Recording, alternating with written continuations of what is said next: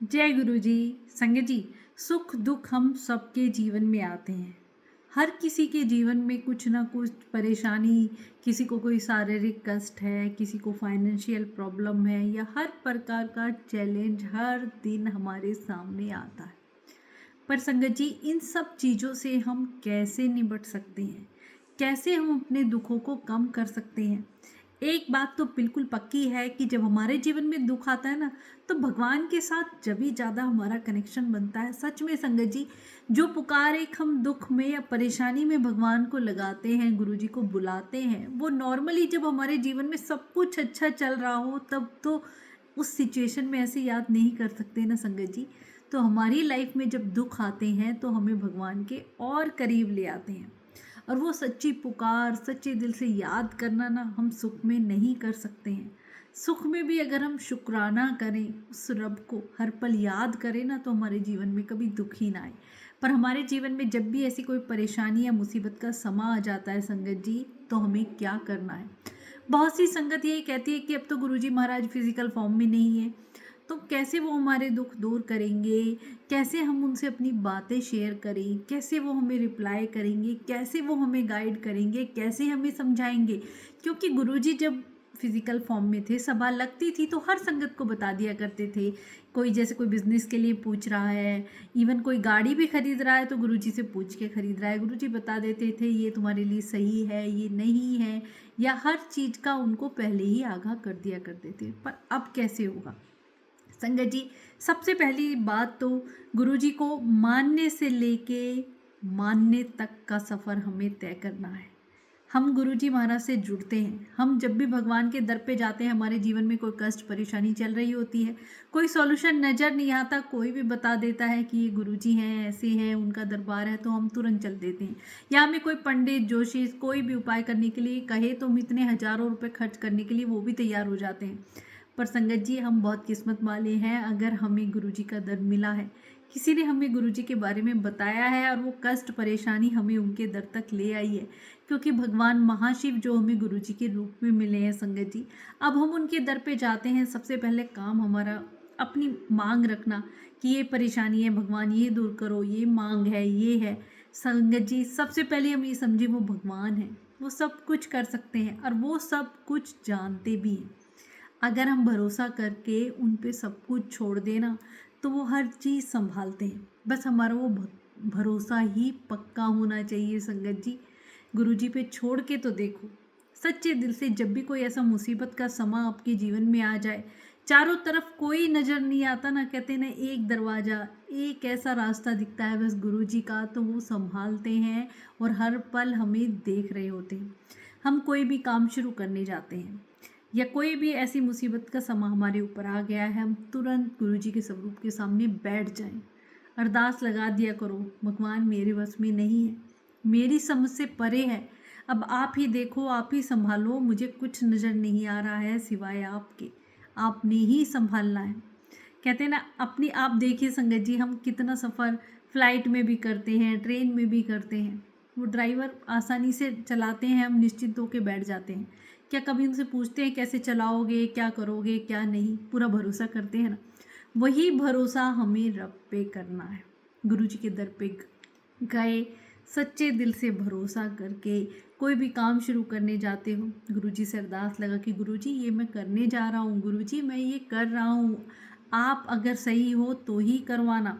या मुसीबत का समा आ जाए, किसी की हेल्थ ही इतनी ख़राब हो जाए, तुरंत डॉक्टर के पास ले जाना पड़ जाए ना, तो गुरुजी के सामने अरदास लगा दिया करो, गुरुजी डॉक्टर के पास ले जा रहे हैं, आप ही डॉक्टर बनना, आप ही सब कुछ कराना, जो हमारे लिए सही हो वही करना।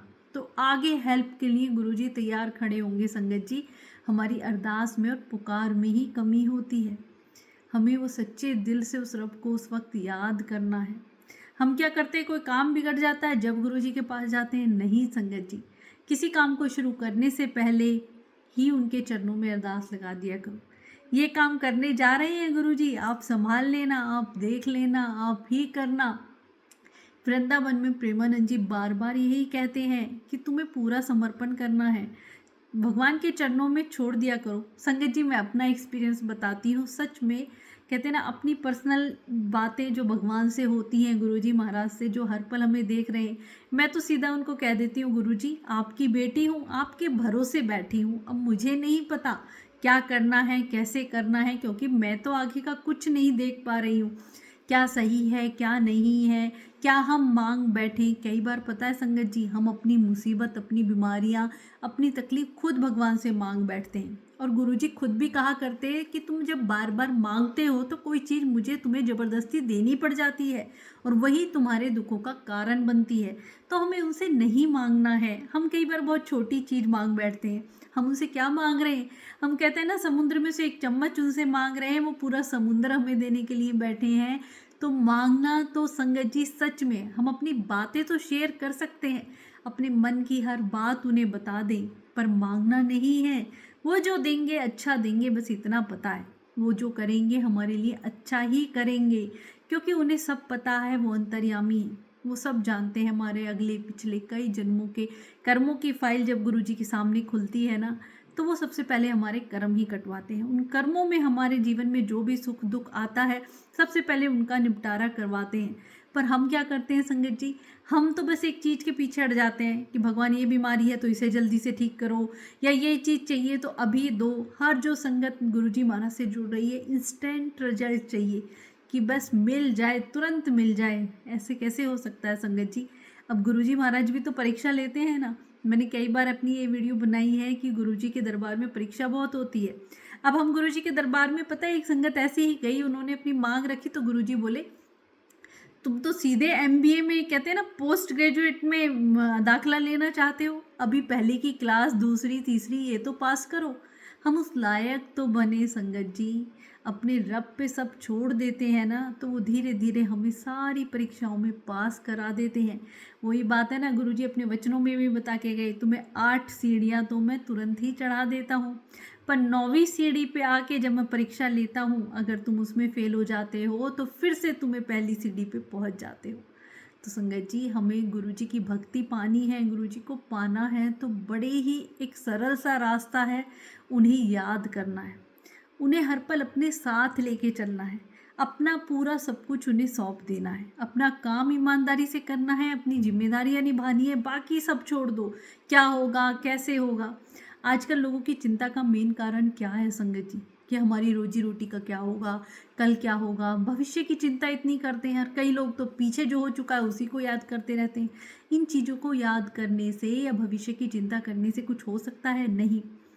जिस भगवान ने पूरी सृष्टि रची है, जो पेड़ पौधे पे पशु पक्षी रहते हैं, उनको भी कभी खाली पेट नहीं सोने देते हैं, तो क्या उन्होंने कभी हमारे बारे में नहीं सोचा होगा?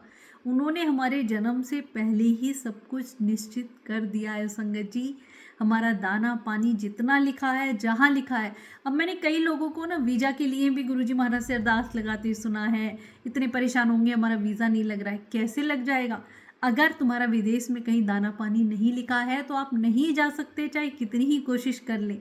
हाँ, अगर दाना पानी लिखा है तो आप दुनिया के हर कोने में, जहाँ निश्चित कर दिया गया है ना, यहाँ आपका दाना पानी लिखा है, यहाँ भगवान ने आपका निश्चित कर दिया है, तो आप वहाँ पहुँच के रहेंगे। एक अपने जन्म, मृत्यु और अपना, कहते हैं ना, पेट भरने की, ये 3 चीज़ें भगवान ने अपने हाथ में ली है संगत जी, हमारे हाथ में नहीं है।